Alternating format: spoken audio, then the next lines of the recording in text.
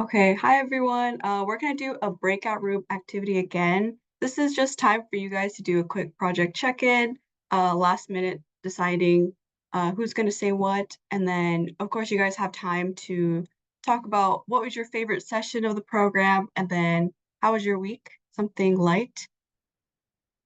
Um, so then I'm gonna put you guys in breakout rooms.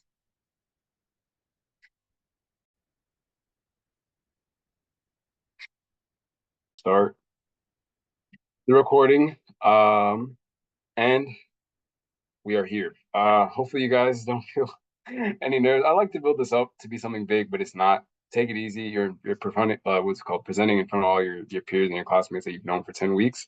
So there's no pressure really. Um, y'all do a great job, and I believe in you guys. So this is gonna be our order. We're gonna go first with the Panda Healing Hearts. Interesting name that we combined. Second is MDEE. And then third, rounding off, last but not least, Black Women in STEM. Hope you guys are comfortable with that because you guys picked that order yourselves. So I know Missy might have told you guys that you have to have one person or tell her one person. Anybody can screen share. You know, she wanted me to make it obvious that it was her mistake. So I'm letting you guys know now that Mixie Sanchez, messed up when talking to you guys, and she gave you guys wrong information. Whenever you guys are ready, one representative from each group, just click share screen, and y'all can go from there. It's enabled for now. Um, so yeah, without further ado, we're gonna get into the first presentation. The most brave group, joking but not joking, is willing to go first. Panda Healing Hearts, take it away. Okay, give me a second.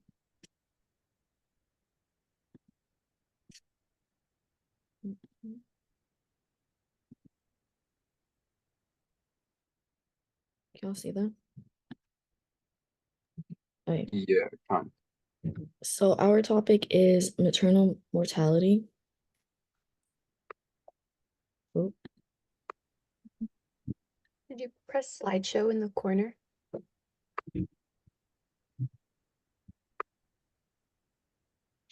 Is it not on the slideshow right now? No. It's still like the editing mode.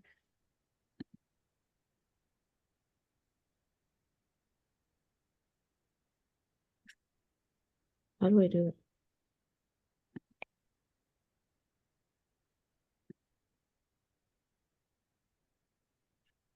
Sometimes it works if you stop screen share and then screen share again. See if it helps. I don't know. Okay. Technical difficulties. It's normal.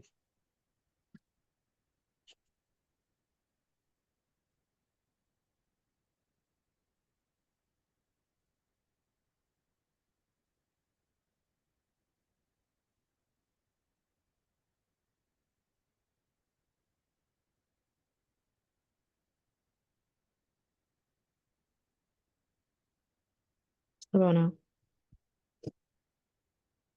Give it a second. It's still loading.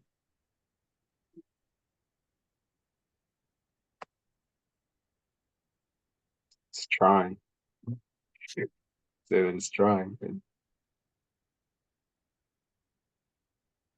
I mean, it could just be me. Is it sharing for you guys, or does it still say like it's loading? Loading. Okay. Can someone else share this on slides? I'm gonna try. Let's see if maybe. Why not? Um.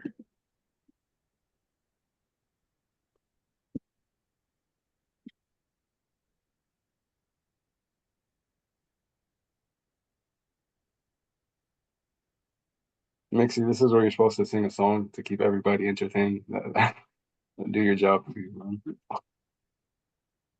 I have no song to sing. Sorry. K-pop? Um, don't think-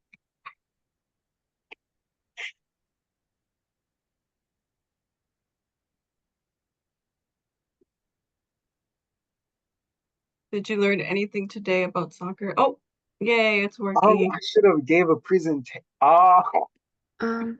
I should have given a presentation, but it worked. All right, that's perfect. Y'all ready to go? Can you guys see that?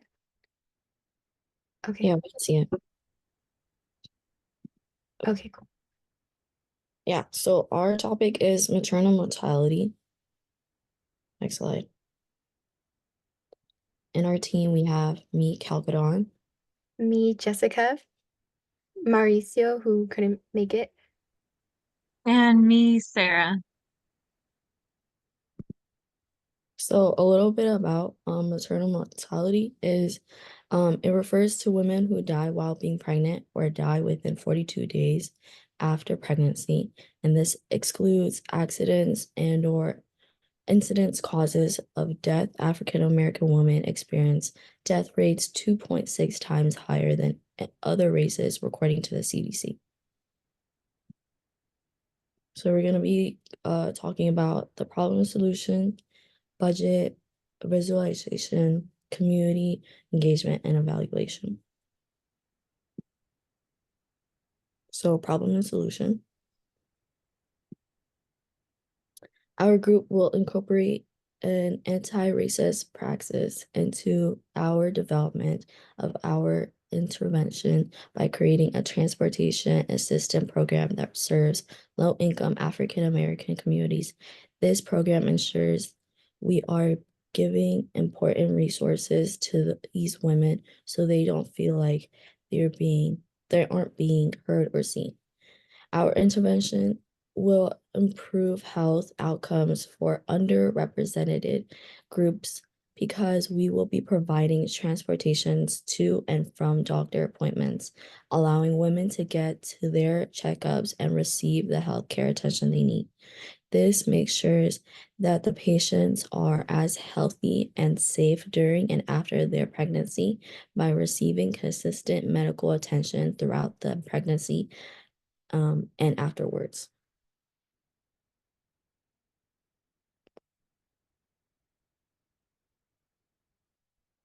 All right. So what we're gonna call it is Maternity Miles.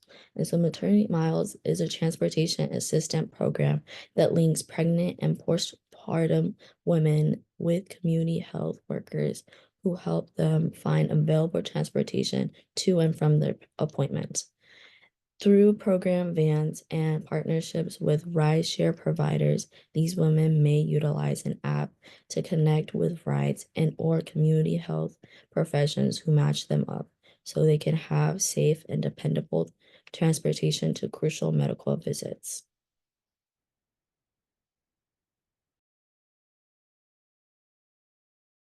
Okay, budget. So for our budget, we will provide free rides, partnerships with transportation services, scheduling assistance by using our Easy app and website to access and schedule travel assistance to medical appointments. Community health worker support where we will help coordinate transportation, phone assistance, and accompany mothers to appointments if needed. And we will have education and awareness where pregnant mothers will be informed about the availability and existence of this program through community outreach, flyers, and healthcare provider referrals. And here's a chart of our costs. We have our personnel costs, such as our program manager and what would be their annual salary, and training and development, technology and infrastructure, such as for our mobile app, website development, and community engagement and outreach, advertising and promotional materials, for example. Then we have miscellaneous costs such as travel expenses, office supplies, and we do plan to purchase vans, but until more vehicles become available, partnering with ride-sharing providers to provide free transportation to mothers will aid with constant transportation support as the program expands and more program vehicles are acquired. So for an estimated cost, we said 805,000 per year. Okay.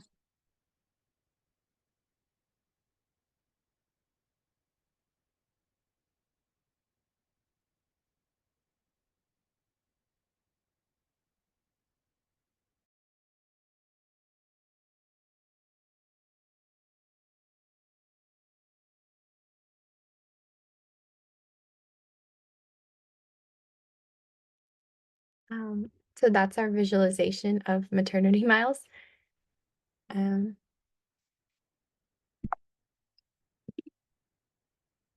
Now for community engagement and getting the word out. So in order to get some community engagement and getting the word out on maternity miles, we're planning on working with Black-led and other minority organizations to help build trust within these communities and encourage mothers to seek the prenatal and postnatal care that they need. We plan to participate in various community engagement activities like community forums, listening sessions to connect directly with the community and to listen to their concerns and needs to ensure that this intervention is targeting their unique challenges and experiences of Black women and minority women. We are also ensuring that healthcare organizations and clinics share this program with the pregnant women who visit them, which is their patients, to build trust within healthcare organizations and perhaps include flyers at these organizations to advertise the program at the different community institutions. And evaluation and tracking the success of our intervention. We plan to collect data and analysis by keeping track of healthcare outcomes to see what's working and what needs improvement throughout the intervention, such as monitoring maternal outcomes pre and post intervention.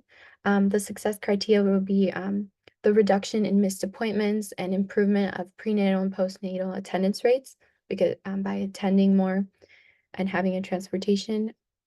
The metrics will be taking the number of rides provided and comparing that to the appointments attended, as well as gathering feedback, regularly asking the mothers who participate in the program how they feel about it and how they feel about the care they receive, and making necessary changes based on the input, whether this is through surveys, questionnaires, interviews, taking into account what they like or don't like about the program so far. And sharing these outcomes with the community, whether through community meetings or reporting to stakeholders like the rideshare services, those helping fund when we try to fundraise, etc.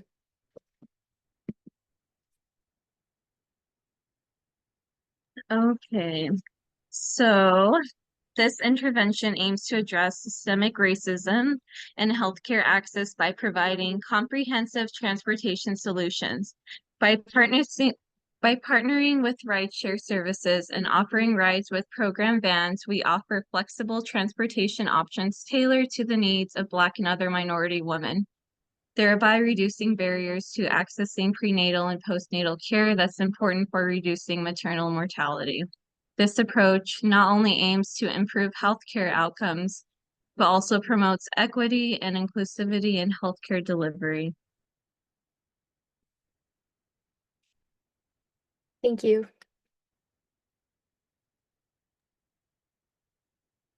Everybody could please give group 1 and 4 a round of applause virtually or through your cameras because y'all got your cameras on. That was a great presentation. I really enjoyed that. The way this usually goes is now we're gonna first, me and Mixie are gonna give you guys some feedback on what we thought, and then after that we'll open up for comments and questions. So Mixie, you want to go first or should I? Oh, I can go first. I really like how detailed your breakdown was for the cost and how you got to see every little like person involved and then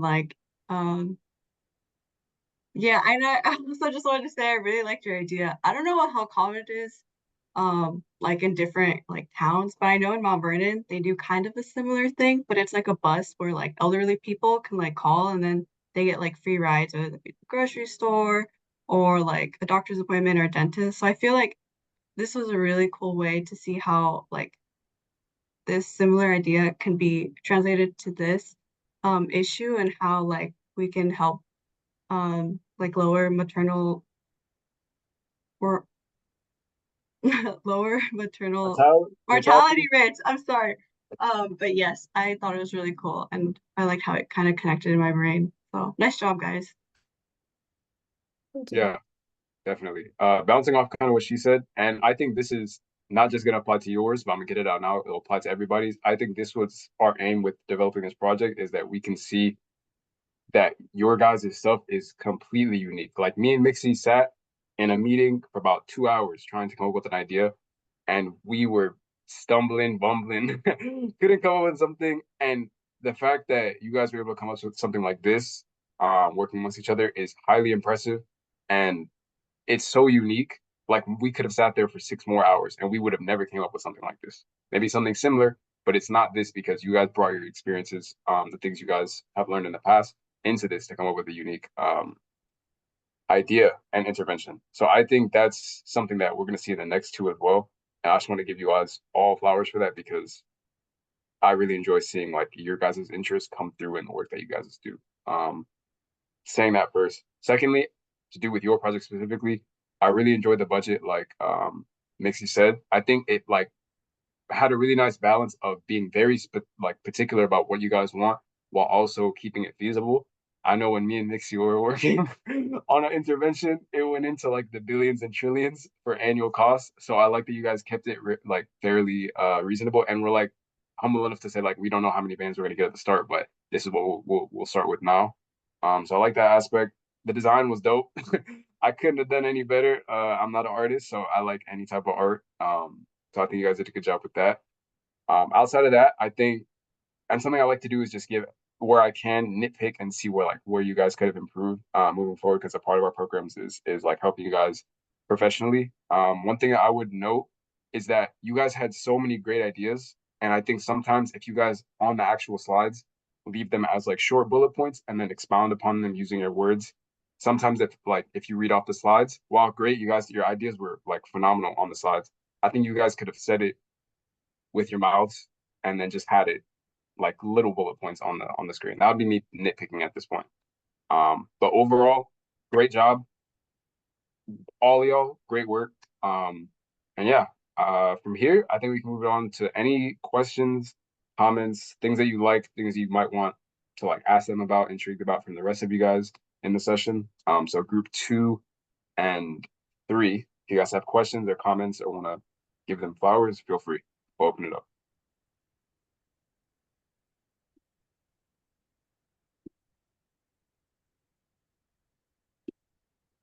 I have a question. So how are patients going to be able to access this service? Did you say like on an app and a website, and will they be able to call? First we would have flyers, that would be at the clinics or, provided by, we would hand out to the providers, like any, and then basically that's how we would start it, just from flyers. And Yeah, then but to like from then actually on book a after, ride. huh? To To actually actually book a ride, yeah, through the app. do that. Okay. Like the healthcare, we'll also have workers who like they could call in as well because we not everybody might be able to know how to use the app, etc. once it's still getting set up. So we have like healthcare, public healthcare workers who can also help coordinate that at first and then get them set up on the app like once they become familiar.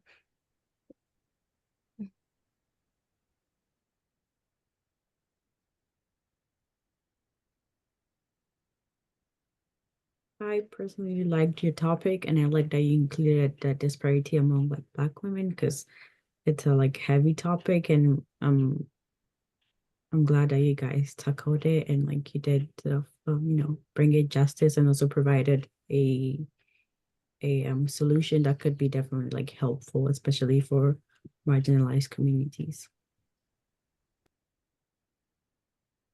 Thank you.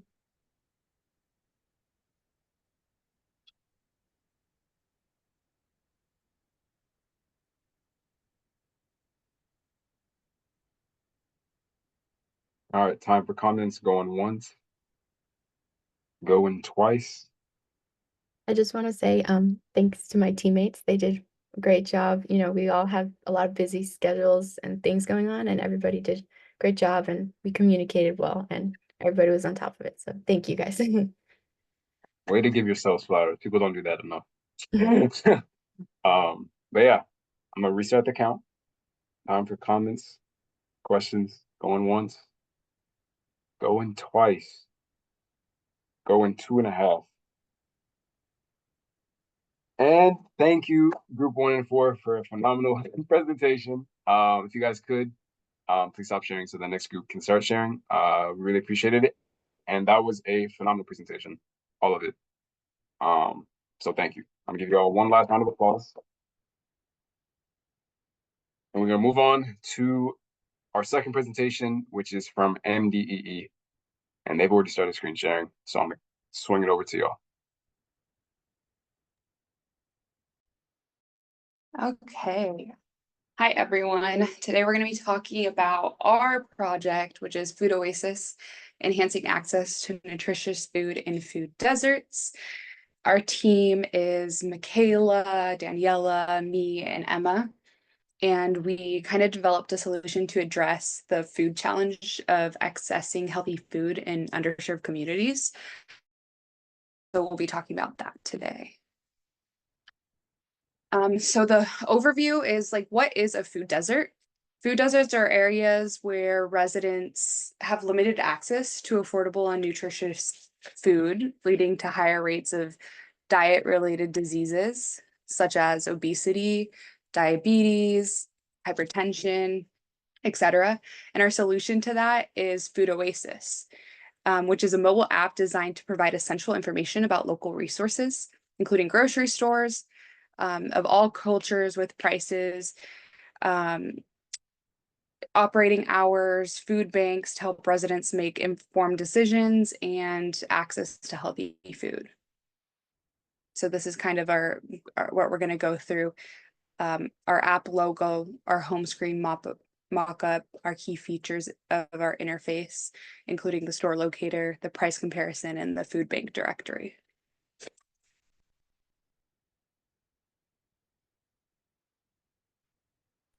That was crazy. Okay.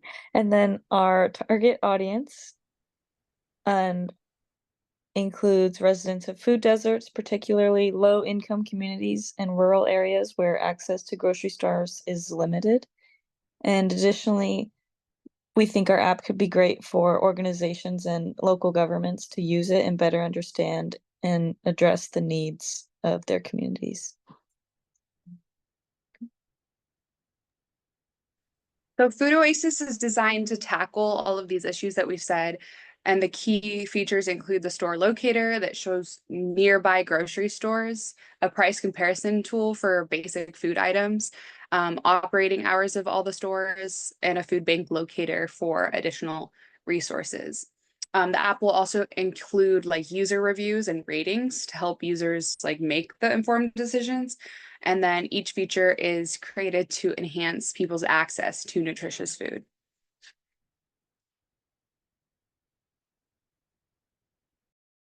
So this is currently the design plan of the app. It includes the home screen, the search functionality, the store locator, the price comparison chart, food bank directory, and user profile, all the necessary needs.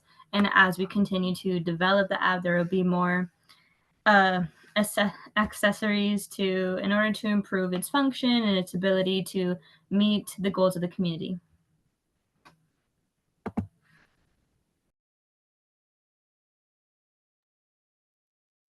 Can you hear? Okay. Yeah, so we have the implementation plan, which is like a multi-step process to achieve what we want to do.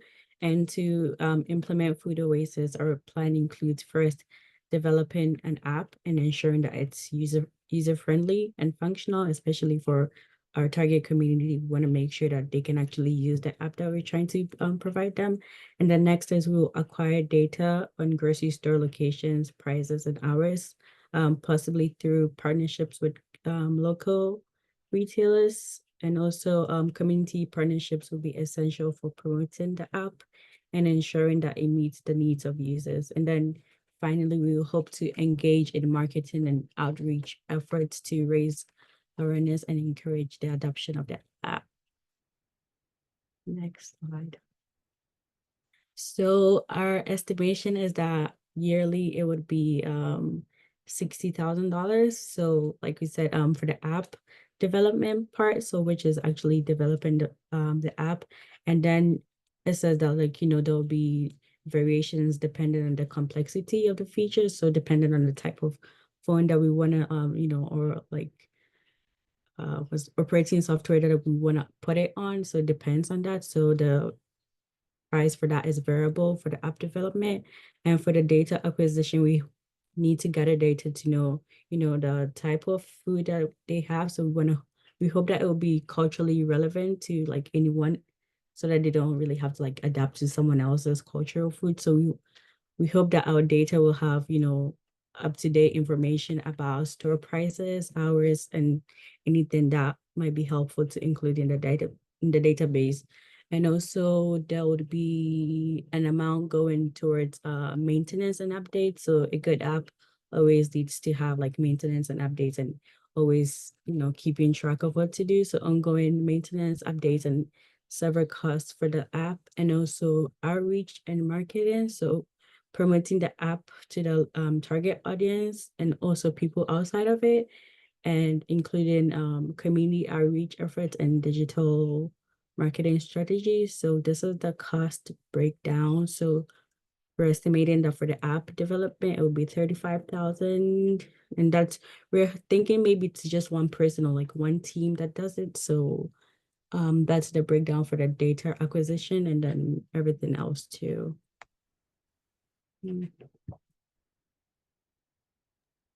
All right. And then racism plays a significant role in the creation and perpetuation of food deserts. So historically marginalized communities, particularly Black and Latino neighborhoods, are disproportionately affected. And Food Oasis incorporates an anti-racist praxis by focusing on these underrepresented groups, ensuring they have equitable access to nutritious food. By providing detailed information and community resources, our app aims to improve health outcomes and reduce disparities in food access. Our app acknowledges historical inequities by recognizing the historic and ongoing systemic racism that has led to the development of food deserts, predominantly in the Black, Latino, and other marginalized communities, like I said. And these areas often face neglect in terms of infrastructure, investment, and services. And then our app targets community engagement by engaging directly with affected communities to understand their specific needs and challenges. This includes holding focus groups, conducting surveys, and partnering with local organizations that have deep roots and trust within the community. And our app has equitable access and information to ensure that Food Oasis provides comprehensive information about all available food resources, including smaller locally owned businesses that might be overlooked by other platforms. Just one second. Okay. And then we're still on the anti-racist praxis, just to let you know. And then our app has affordable and nutritious options to work with community leaders and organizations to identify and promote affordable and nutritious food options, which can include listing community gardens, farmers markets, and food cooperatives that are often more prevalent in marginalized communities. There's also community ownership and feedback. So to involve community members in the development and continuous improvement of the app. This establishes it by establishing advisory boards that include representatives from the communities to serve and ensure the app remains relevant and effective in addressing their needs. And then by incorporating all these elements, Food Oasis aims to reduce the disparities in food access that are caused by systemic racism and to improve health outcomes for underrepresented groups. Our goal is to empower these communities with the tools and information they need to make healthier food choices and improve their overall well-being. You can change the slide now. So moving on to community engagement, some of our factors lead with engaging with local communities. We really think that this app can bring people together and bring communities together in order to give out the nutrition, using the app to in order to help other communities. Partnerships with community organizations and addressing community needs. This app can definitely help bring people together and addressing those needs and how to meet those needs within the community. So yeah, that's how we would be able to communicate with the community with our app. And to evaluate the success of Food Oasis, we will measure user adoption rates. So we'll track changes in health outcomes, like we said, with initially about obesity and other health-related outcomes. So we will track that to see if that changes at all. And then we would also gather feedback from the community. And data in collection methods will include in-app surveys, health data analysis, and community focus groups. Health metrics will help us to understand the impact of the app and identify areas for improvement. So for example, we could use, since we're in the digital age and AI is on the rise, we could use that for good and make sure that we could implement the data to come up with an AI feature that makes a grocery list in the app and compares it to other like best price grocery stores with closest proximity, so you don't have to go to places that are like far from your neighborhood to get, you know, best priced foods and stuff like that. So we're hoping that maybe in the future we could implement AI features to make it just easier for our target audience.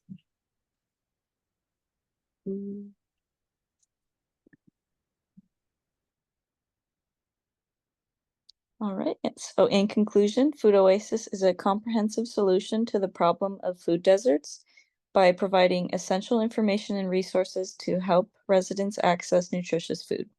We believe that an app such as this one would have a great impact in underserved communities. So thank you for your attention. That is all. Another round of applause, y'all, either virtually or through the Zoom feature. Again, phenomenal presentation. Feedback from me and Mixie. Mixie, you want me to go first this time? Yeah, I really like your guys' project as well. I'm actually really familiar with like food banks, so I thought this was really cool because um a lot of food banks, like even though they might be in the same town, they tend to have like a large quantity of like a specific item. So say one food bank has like a lot of like bread and the other one has like a lot of like oil or so I feel like an app like this would actually be very helpful at distinguishing where you need to go, just so things don't go to waste. So say if you're in need of a specific food item, you could go to that food bank on that day. So I thought that was really cool.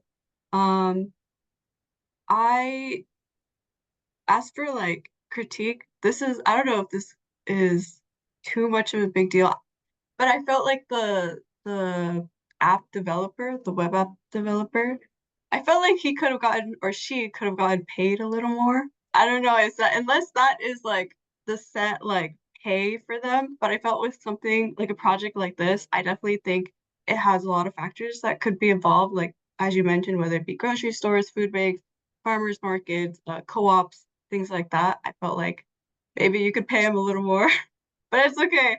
Also with like community engagement, it'd be nice if you went a little deeper into specifics on how you would, talk to the community, whether that be like, say, like student teacher conferences, you could give the flyers out to a teacher and then they could give it to a parent during that time, or going to like a town hall meeting or something. That would be some like a little bit more specific, but overall, I thought it was pretty good. Yeah, definitely. I saw the 35,000 salary for the app developer. I just started laughing a little bit. I was just wondering, man, that's y'all are running him ragged over there. But regardless, that is a great presentation for me. I think I'm gonna go in the order of things that stuck out. Firstly, I think the idea itself and the intervention itself, amazing. One thing I thought about was GoodRx. That was the first thing that came to my mind. This looks like a food version of GoodRx. And I think that's like highly innovative. It would be extremely useful. And the way you guys broke it down was great. Another thing that stuck out to me, and when I was watching your presentation, at first I thought they were stock images on the right. So I wouldn't say I was ignoring them, but I was paying more attention to what you guys were saying and the words on the screen, right? And then on one slide, I looked at it and it said Food Oasis within the image. I was like, I'm not tripping. They did not make this from scratch. My guess is that was through some type of AI. Am I correct? Or did somebody take the time out to make that half and half? Yeah. Or whatever it was, that's elite. I wouldn't even have thought to done that. And it made me pay attention to all of the rest of the pictures you guys had, which also guided your presentation because it was related. So way to keep the audience. I know it can't just be me. I'm not the only one that noticed that. So way to do that. That was great. Community engagement, I liked it. And one thing I forgot to mention for group one, I got in the midst of saying so many things I forgot to mention it. One of my favorite parts was the way you guys broke it down qualitatively and quantitatively as a public health major. Buenísimo. That was perfect. I loved it. I agree with Nixie a little bit. I think you guys could have fleshed out the community engagement just a little bit more, but what you guys had on the screen, what you guys said, were good foundations for the work that you guys are planning to do. So I really enjoyed that. Other than that, I think you guys had a great idea, executed it well. Obviously, I can tell you guys were extremely prepared. And yeah, I think it kind of speaks for itself. That was a great presentation. So congrats, well done. And from here, we'll open it up to any questions or comments. Yeah.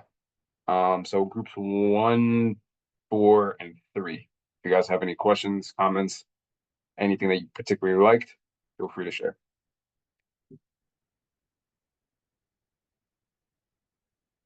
I just wanted to say that it was a great presentation. Love the idea of like you guys just implementing like an app to it, like kind of like health tech wise. It was just like peeing off back to what Mixie was saying. Like my question was what target audience would you guys want to like specify it to? Like stakeholders, for example, or presenting it within like the public health aspect, like for example, this program and stuff like that, or how would you guys like go about it? Yeah, I think when we were like initially talking about this, we were thinking about the population in Yakima and how they make the majority of like Washington's food, right? But they are not getting that food themselves. And there's actually like a lot of like scarcity within that community about like nutritious food and things like that. And so I think that like looking at specific rural areas, especially those that like farm and produce our food, would be like our target. And then as far as like presenting it, yeah, I think that like anything, like when you give a pitch, talking to like community leaders, so like the mayor, the county mayor, or the governor, or things like that, and kind of just like seeing what like the political interest in it is, because at the end of the day, like it's all about money and like politics and who's going to fund like your project and things like that. And I think that you can't just come into like a local community and like take over, like you have to like go to the person in charge.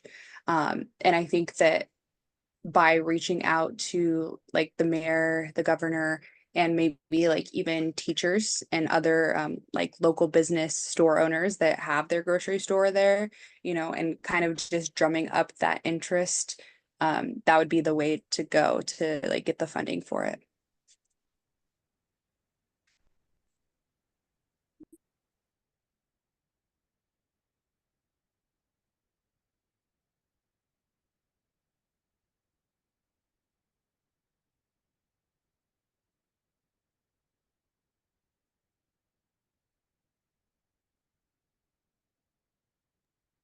I know I'm in the group that just went, but I wanted to give props to Daniela because she was the one that made our Food Oasis images. Well done, Daniela. Well done. Well done. I also had a question. And this is kind of selfish for me to ask it, but I'm kind of interested in it. So I mentioned GoodRx, and one thing that I've kind of learned having worked as a scribe is that Washington State has like these gag laws technically where pharmacies can't tell people what the cheapest prices are for their prescriptions, or if they were to pay in cash, it would be cheaper. They legally cannot say that to their customers. So one thing that I was going to ask you guys is, A, do you anticipate these grocery stores that kind of compete with each other to have like not the most expensive products, but like compete with each other to get the most business, which ultimately will like disadvantage the consumer. It almost sounds backwards that competition disadvantages the consumer, but it does. It pans out that way sometimes. So in light of that, do you anticipate that these companies might come out for you guys, since you guys are providing an app that kind of goes for their pockets a little bit? And if you do anticipate that, what steps do you think you would take to mitigate that?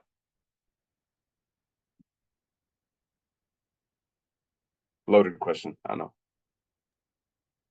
I guess I could sort of touch on it. We could sort of make it kind of similar to like Snap and Wick. Most grocery stores already do that already, so it's not so much about the competition since like it's federally funded.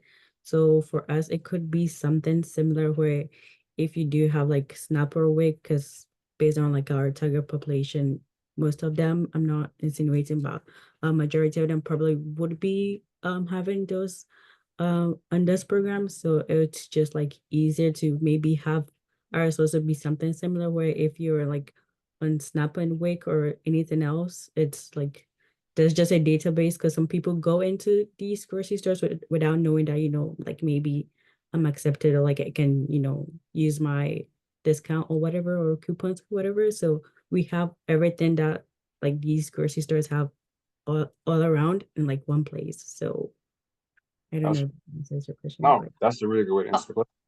Also, just going off of that, I think that like I didn't even anticipate that, but that is a good like thing to think about. But I was just thinking of like, you know, in the mail, you get like the coupons or like stores send you like the best deals or whatever for the week.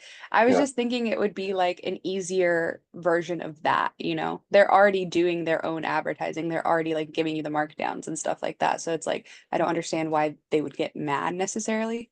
Gotcha. For sure. Yeah, definitely.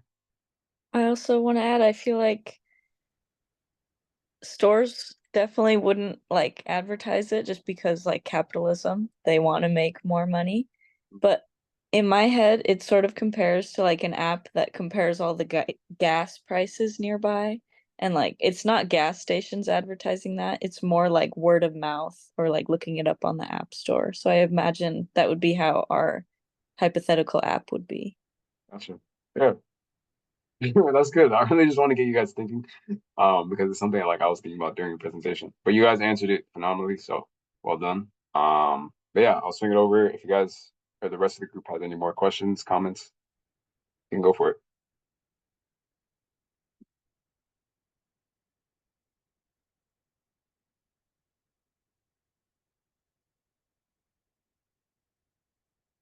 Going once. Going twice. Going 2.5. And group 2, that was a great presentation. Thank you for that. Oh, you guys already stopped sharing. I was gonna just go on my monologue. Anyways, thank you. Phenomenal presentation. So I'm gonna give you another round of applause if you guys could with your cameras on. Give them another round of applause because they deserve it. And we will move to our, oh, actually there was something in the chat that I missed. Yeah, so far. And you guys probably already saw it by now, so I'll move forward. To group 3, last but not least, you guys could start sharing screen and I will give the floor to y'all.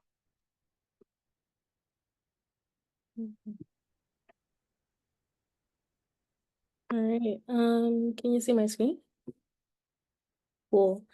Hi, so we're gonna be talking about the next gen dwellers, which was kind of nice that group 1 talked about maternal health and how that can be difficult. So for our group, we have come up with the next gen dwellers, which is a certification program designed to gain skills to address disparities in the BIPOC communities by improving maternal health.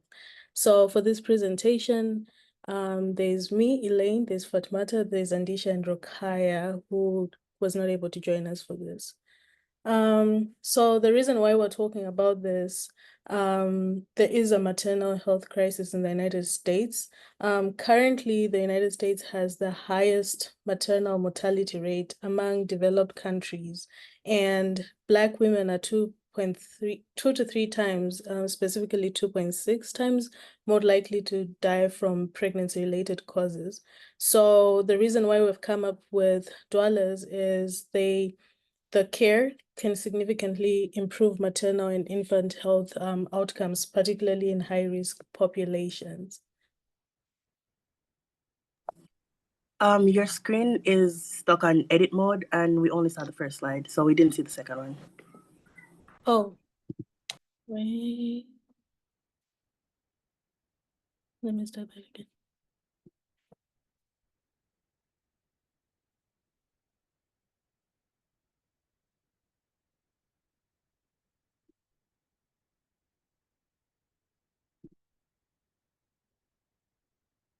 Okay, can you see that? No. Great. So this is basically the slide I was talking about.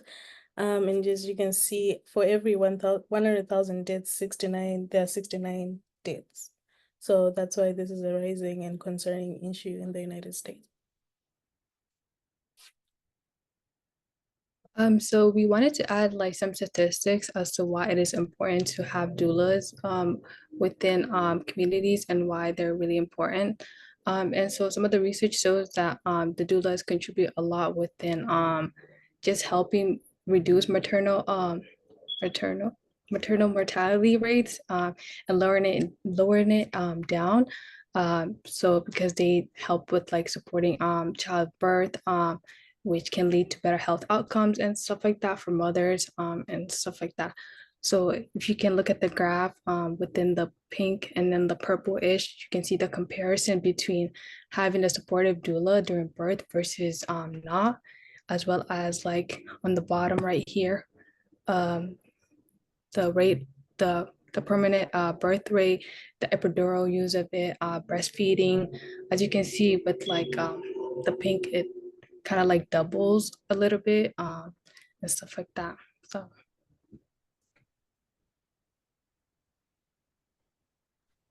So clearly there's a problem, and the problem is that Black women are disproportionately impacted by the maternal health crisis. And this basically highlights significant racial disparities in healthcare. And there's higher risk for complications and birth defects. And unfortunately, only 10% of Black women are doulas. So the solution is establishing a doula certification program for Black community college students in the United States, starting with Washington State. Okay, so the doula care outcomes that we have, there's cultural humility, which is basically there's respectful and responsive to cultural, linguistic, and social needs that promote positive health outcomes. There's also prenatal education, which is basically providing informational sessions to birthing individuals. There's the actual birth process, which there's support and comfort during birthing individuals during labor, leading to less stress and anxiety and shorter birth times. And also the doulas will help through the postpartum care, which is helping the women tackle PPD, which is postpartum depression, and developing a self-care pattern after giving birth as well.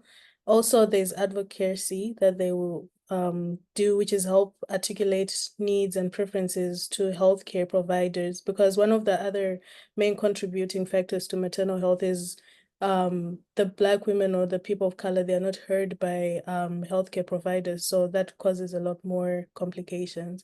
And also having a doula would help with pain management, which is by introducing clients to non-medical pain management techniques so they experience less pain and medical stress.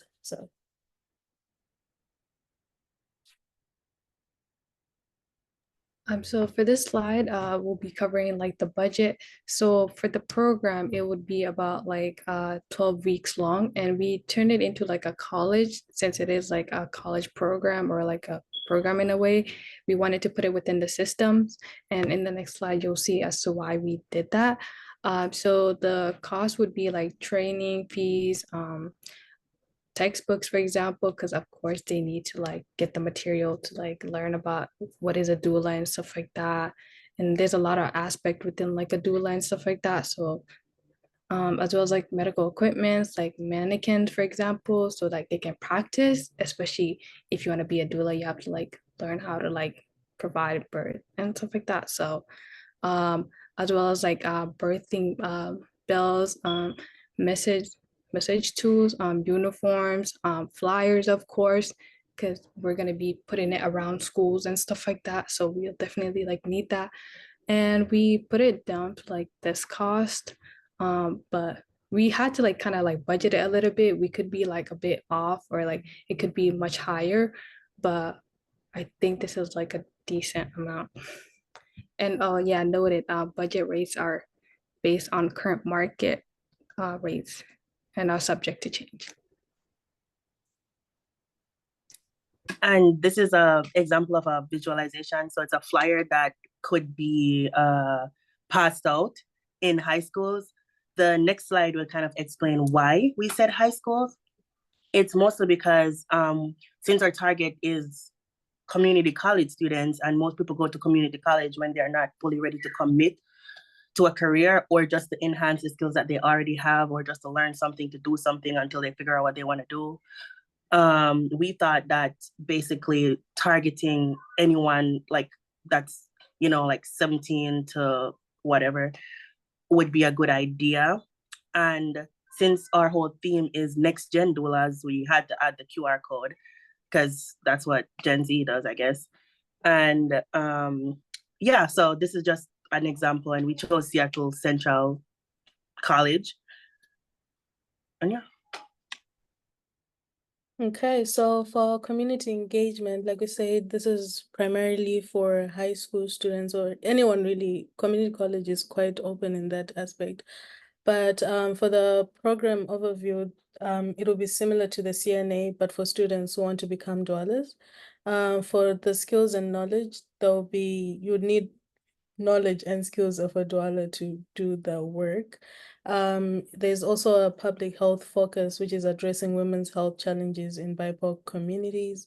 And our engagement strategy is, again, engaging high school and community organizations to recruit students and provide educational sessions on maternal health and doula care. And how we get our feedback back, we collected from community members, stakeholders to continually improve the program. As well, we'll see the statistics with improvement of the maternal care and especially with the BIPOC community.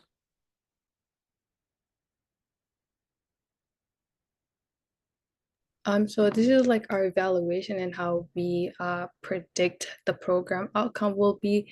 So for example, they'll learn about postpartum care, I cannot say that word.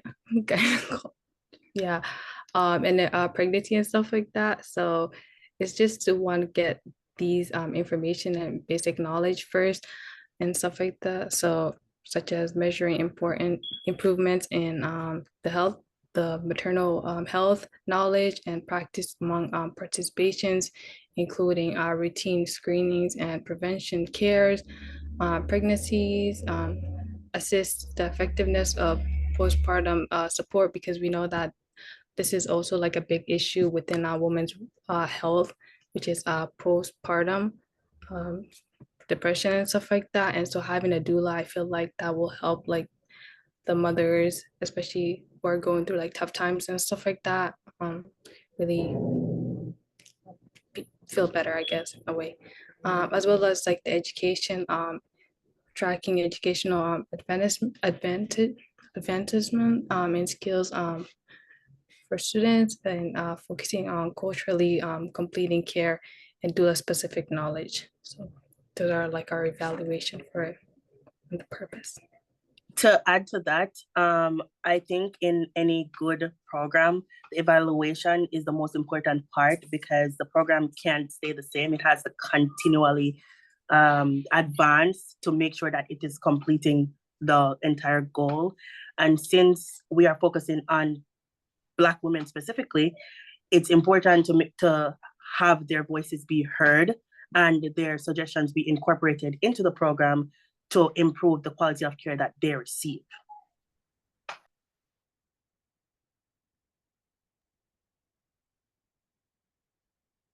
Everyone could please give the three a round of applause. That was another great presentation. Mixie, you want to go start? Nah, you can start. Okay. For me, honestly, I want to start with like the most obvious thing for me. I think the presentation itself, like the colors and everything, the way you guys formatted it, it made me feel nice, it made me feel bubbly inside. I like pink. I like those type of colors, so it was good to see. Also, I think you guys did a really good job of presenting the data. There were certain things that I looked at and I was like, I don't think this was like made by anybody else. There was like certain graphs where it like matched your guys' color palette. So I think you guys would have had to put at least some effort into that, which I think was a good thing. The intervention itself, I think it's a great idea. I think as it stands, the way you guys have it now, it would be extremely effective, but I also think it has the potential to scale up and network with like not just Seattle Central, but then also move forward to like bigger universities, have you guys' own classes, and like standalone programs within universities and things like that, and eventually just be able to scale it. So I think it has a lot of potential. I really, really liked your guys's what was it called? The budget breakdown. You guys did a good job with that. I think one thing, if I had to nitpick again, one thing, and I might have missed it just by my eyes and human error, but I didn't see if you guys had any like trainer costs or like whenever you're leading a class, there has to be at least like 1 or 2 people in there supervising, seeing what's going on, making sure that people are doing it right, for example. So I probably would add that, but I might have missed that. So if I did, then ignore whatever came out of my mouth. But yeah, other than that, I think you guys did a really good job. Trying to see if there's other things that I thought of. The what's it called? The evaluation part. I really like how you guys fleshed it out. I think that was good. You guys had a lot of good ideas for qualitative and quantitative data. One thing I would say was for the qualitative part, maybe flesh it out a little bit more. I saw you guys had the feedback at the end of one of the slides. But I think you guys might have been able to flesh it out just a little bit more because you guys had the ideas there. I think just expounding upon it would have been good. But overall, again, phenomenal, elite, beautiful presentation. And I just noticed I said elite. If I say a lot of like soccer adjectives, it's because I watch a lot of soccer. So I might not say like my vocab is a little different, but highly, highly impressive. I really enjoyed it. I'm gonna kick it over to Mixie. Yeah, I really liked your presentation. I liked the breakdown for like what your supposed like class budget was and like what each like material and like what like I guess what lesson I guess kind of or what you guys were gonna tackle. So I thought that was really cool. Um, and yeah, I'm like all for like this idea. Of course, I think that it's really important, especially for like first time mothers or especially like women who like live far away from like their parents, probably like in a different state or something.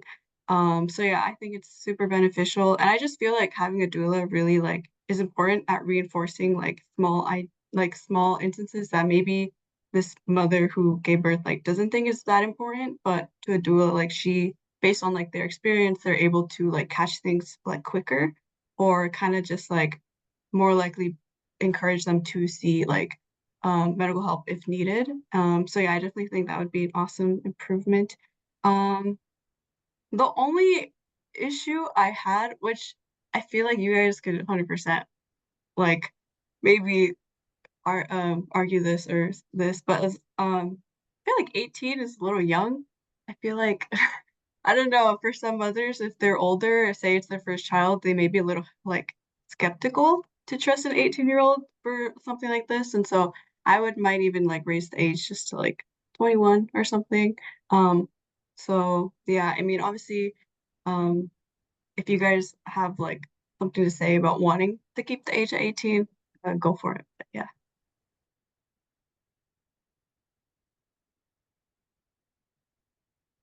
And before you guys do, I forgot a couple things I wanted to mention. I think the intro laying the groundwork for why this is important and the relevance of the issue was really good. Given that it's kind of a niche topic, I think most audience members, whether here or just in general public, may not be that familiar with like its urgency. So I think you guys did a really good job with that. And then the visualization portion, that flyer, I thought it was phenomenal. So I just want to give you your flowers for that as well. But from here, we can open up for questions and comments from rooms, or not rooms, groups 1, 2, and 4.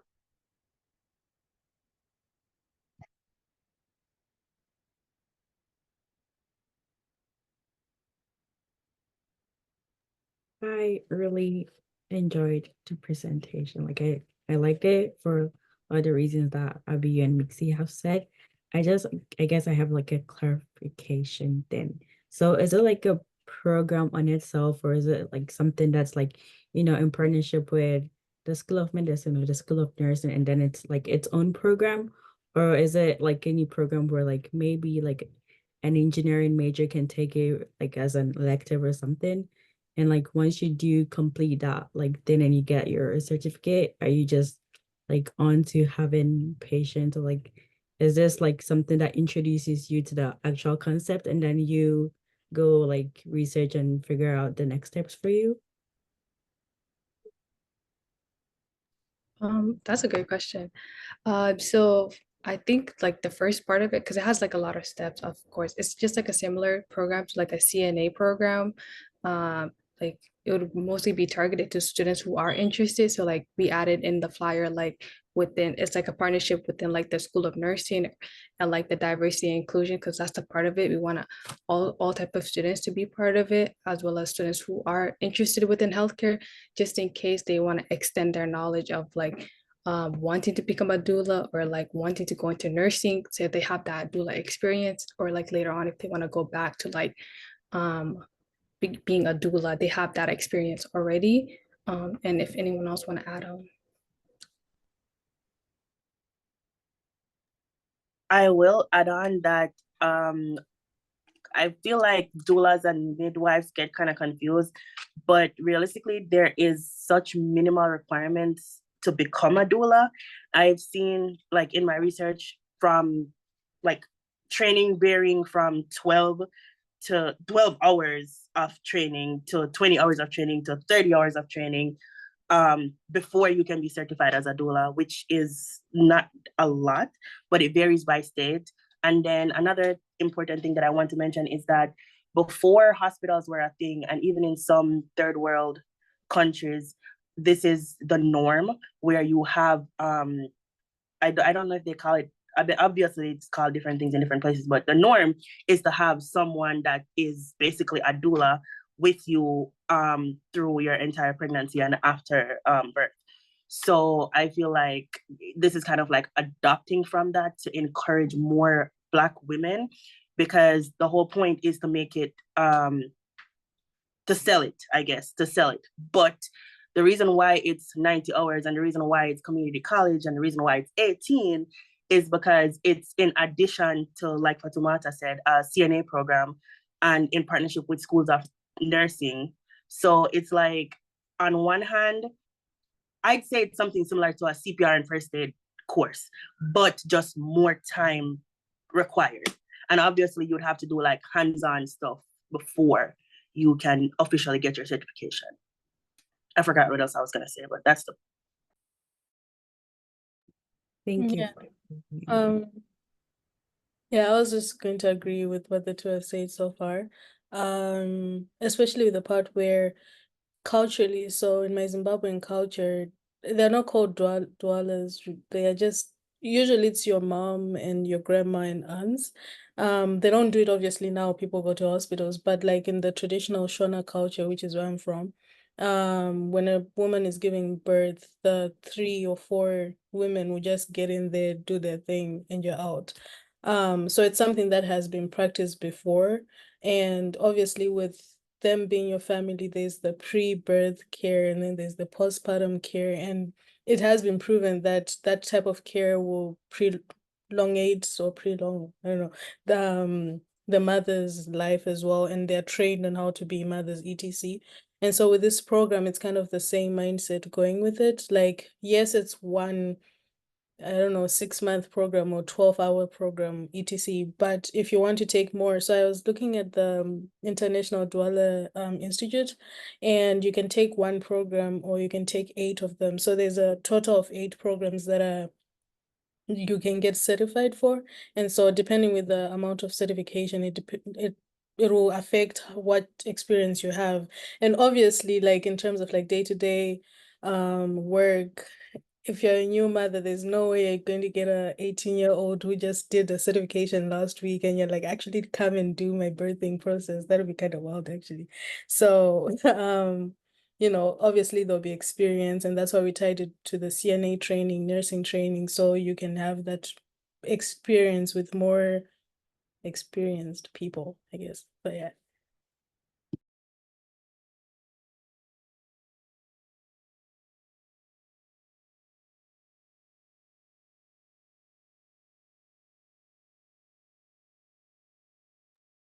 I just wanted to say I like this idea a lot because it obviously it involves improving the like lifespan and care of mothers, but I think it's also really good because it ties with employment of BIPOC populations by like showing people there's another pathway that you can take if you want to.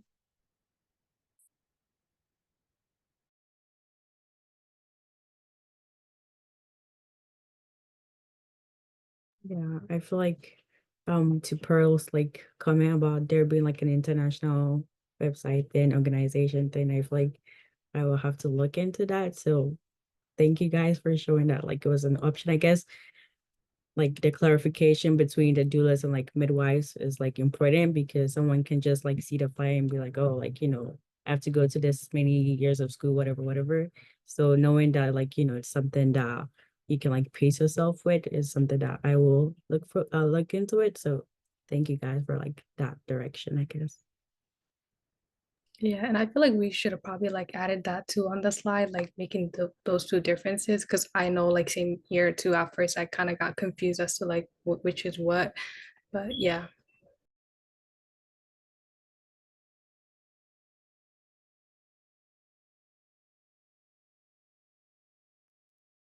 Okay, for time purposes, I'm gonna push the count. So going once. Any more questions? Any more comments? Feedback? Going twice.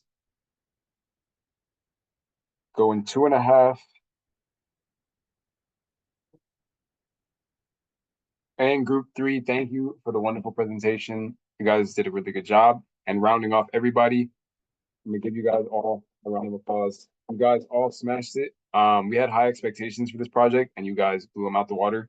So congratulations. This is our second time doing a group project and we kind of built it from the ground up. So to see you guys stand out in such a way, it kind of not validates our thought process, but really makes us think that we're on the right track with some of the work that we do. So I really appreciate you guys for that. And now I think we can move forward to our next thing. Mixing and started screen sharing, which is I didn't see that. I didn't see the minions thing. Okay. Yeah, okay. So appreciations. So basically the way this goes, is me and Mixie are gonna start and we're gonna kind of say things that we appreciated about you guys as a whole, and how you guys helped us.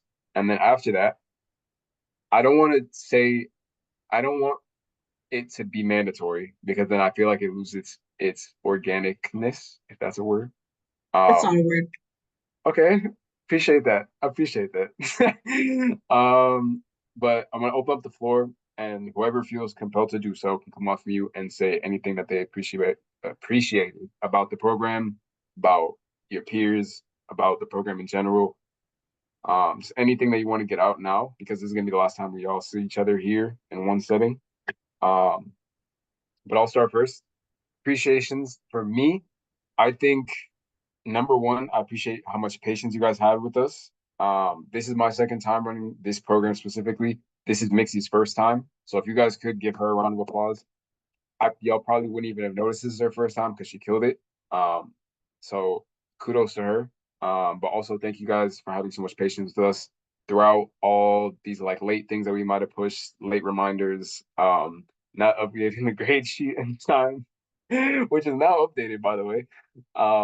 Anything that might have been unclear that we had to clarify, any technical difficulties we ran into. Thank you guys for having patience with us. I really appreciate it. I think you guys were definitely a unique group compared to our last time. I think we had a vastly different demographic in terms of the interest that you guys had. And this is just me talking from the one-on-ones I've had. This has a lot more pre-med focus. So I think you guys responded well to certain things. And we had to like kind of stay on our feet about that. And so I appreciate that you guys brought all your different perspectives to the table during sessions, asking great questions, staying engaged with the presenters. You guys made our job a lot easier. because nobody likes Zoom awkwardness. So you guys did a good job. And I think, yeah, I'll leave it there for now to Mixie. I just want to say you guys are an awesome group. I really liked meeting all of you guys and seeing you guys once a week on Wednesday at 6 p.m. You guys have such great questions and you guys are all really great at asking and just like engaging with our presenters, and I'm glad you made them feel comfortable and like excited to be here. Also, I really loved meeting you guys. Those who I met one-on-one. I loved learning about your guys' background, what you guys are interested in. It's always cool to see what other people's like path of life looks like. So yeah, and then thank you once again for your patience. This is my first time doing Future Public Health Leaders. I am not a public health major, so anything you learned, I also learned, and so thank you so much for your patience. Sorry, I'm a little socially awkward. That's why I usually have Abiyu say these things, but just know that I really appreciate you guys. And of course, you could always welcome to email Abiyu and I anytime if you have any questions or need anything or interested in a program later on in the future. So yeah. All right. So now, can you stop sharing for a second? Just have a second. Appreciate it. I'm gonna open up to you guys. Again, I don't want to have to call on people, so I'm just gonna let it be out there. Whoever wants to speak can speak. If you guys end up cutting each other off in Zoom traffic, you guys can sort yourselves out. If we run over time, I think it's cool. I'm gonna ask y'all to stay for like just like 10 more minutes because we do have some reminders for you guys. I know this is the last time we're gonna see you, but we do got reminders. But yeah, I'm gonna leave it up to you guys. Anything you guys appreciated or want to say before we wrap up.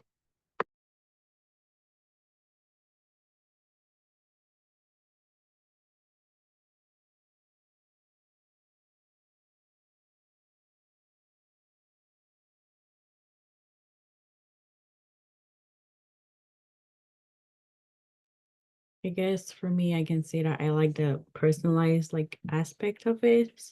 I like that the program took, people who had already done this before to sort of lead the program. I felt like the vibe would have just been like different. It was like, I don't know this for sure, but I feel like it might have been different. It was like older people. I feel like you guys made us like engage more. I feel like if it was like older people would have been more like shy and in our shells and stuff. So I feel like I'm saying a lot of I feel like well, but yeah, like yeah. So yeah, thank you guys for your patience and like making us feel like it wasn't like a bigger deal that we made it be like. So we're doing this like in addition to school and stuff, but you guys made it seem like this wasn't like a thing that we had to like really stress ourselves out for, and also for the um invitation to the people who did come to the experts. Thank you for coordinating this. I feel like I really learned a lot, and I'm a public health major, and a lot of these things I didn't know. So thank you for the diverse perspectives, especially, and the diverse like paths to being in public health. I feel like there's always like a traditional route that we always think of, but these like people experts showed us that it's different. So thank you just overall for everything, I'd say.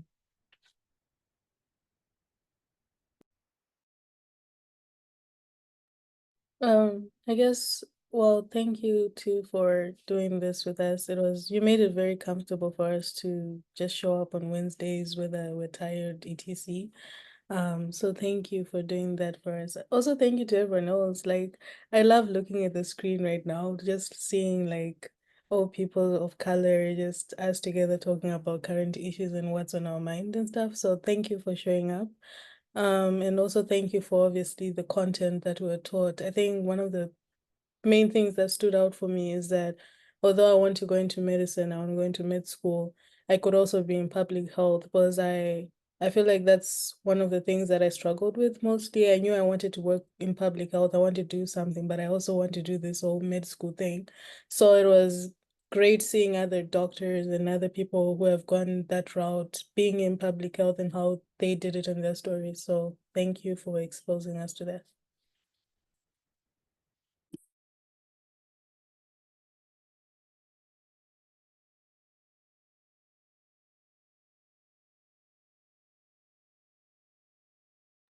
I just want, you go ahead. I think for me, my favorite part was actually doing this presentation and like the project. I really like doing projects just because like it brings a lot of people together. Everyone have different ideas, but at the end of the day, we all contributed, came up with like a great idea, shared it, and hopefully it can expand to somewhere or something, or like one of us, whoever goes into public health, can like come back to it and like do something with it, hopefully. So I think that was my favorite part, mostly in the program, as well as like having different guests like come in and speak about their journey to public health, whether it was them having different background knowledge, experiences. But at the end of the day, they're doing a lot of like impact within public health, and that kind of showed me that I can go into it too. And there's a lot of varieties and stuff like that. So thank you, and of course you guys too for hosting it and making it easy and fun for us. I just want to shout out everybody for asking such good questions when there were speakers, because it definitely like made them share a lot more information, I feel like. And then it made me want to ask my own questions too. So like that kind of engagement piece.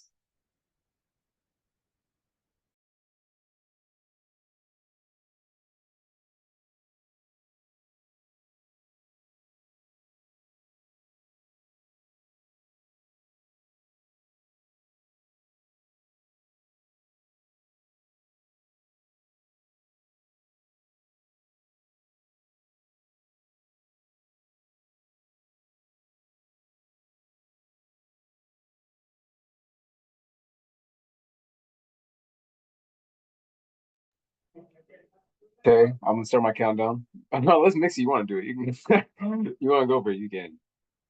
Okay. Well, 3, 2, 1. Okay, we're gonna go back to our program. So these people look familiar to you Oh. all. Yay. Yes, thank you to all these people and their big brain. All right. Final reminders.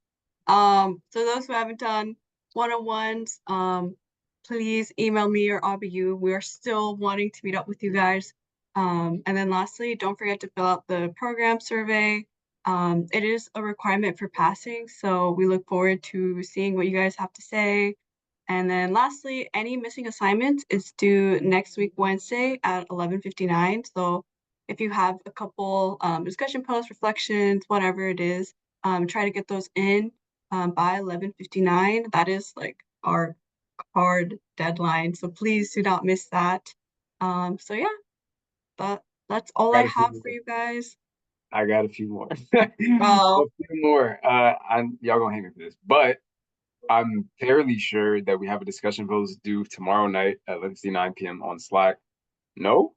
No, we only have 8 discussion posts. So Good. Ignore me. yeah. One thing I do want to bring up, I got it wrong. My fault. My fault. I'll hold my hands up. I know we're 1-1 now on the day. But t-shirts, last call. I know I brought it up last week. If you weren't here, and didn't hear, if you guys want t-shirts that are free, by the way, please email me. I sent you guys an email last week. I already got a bunch of responses. But if you didn't get to doing it or forgot to, please email me if you're interested. Or it's better if you just respond to the email that I sent earlier. So go through your inbox, check those. And they're free, and we're gonna send them out upon completion of the program. So I don't think we can send it out if you don't end up meeting the requirements for graduation, which most people are on track, so that's a good thing. So yeah, like she said, until next Wednesday, you guys will have to do any missing assignments and anything else I'm missing. I think she mentioned post-program survey. This is the last time we're gonna have you guys, so I'm trying to get everything out now. Did he mention the reflection? I don't think we mentioned the reflection. There is a reflection due next Tuesday, but it's based on the group project. So we'll send that out tomorrow or Friday, and you guys will have, well, it's not even Tuesday. You guys have till Wednesday to get that done. So keep an eye out for that.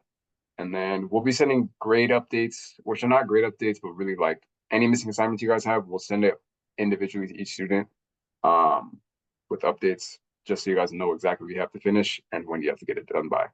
Other than that, I want to say that you guys are free to go for the last time.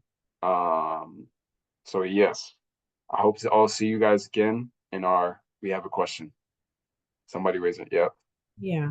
I guess I have a question for the other groups. Is it okay, or or does anyone else have your permission to sort of not steal your ideas, but like build up on it maybe in the future for whatever project that it might be involved in? Because I think I might look like adopting some of it. So I'm gonna take that as a yes. I've seen some nods, and I think it's a good thing. That's why we brought all these ideas in the table so that these can eventually come to fruition in some sense at least. So I would give that a yes, even though I didn't make them.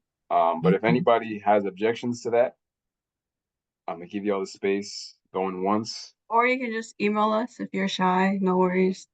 that too, going twice. Sold. Okay, so I'm gonna answer that as a yes, but a tentative For yes now. if we get any emails. Yeah. But yeah, I want to say you guys are free. I hope to see you guys in some of our future programs. And yeah, I think that's it. I don't want to keep y'all here for longer than you guys have to be. Can you send like an email with other programs that you guys? Yes. I think now that you guys are in Slack, you guys have a general tab on Slack. And in that general tab, we'll usually put when new programs are starting from now on, now that you guys are in Slack. And if you don't, let me know, because you guys should. In fact, I will share my screen quickly. I know it's going to take some time, but just so you guys can see. This tab right here, you guys should have. If you don't have it, let me know, and I can add you to it. But it says general, and we'll post different opportunities for you guys. It has like 400 people in it, so pretty much all alumni get to go in this.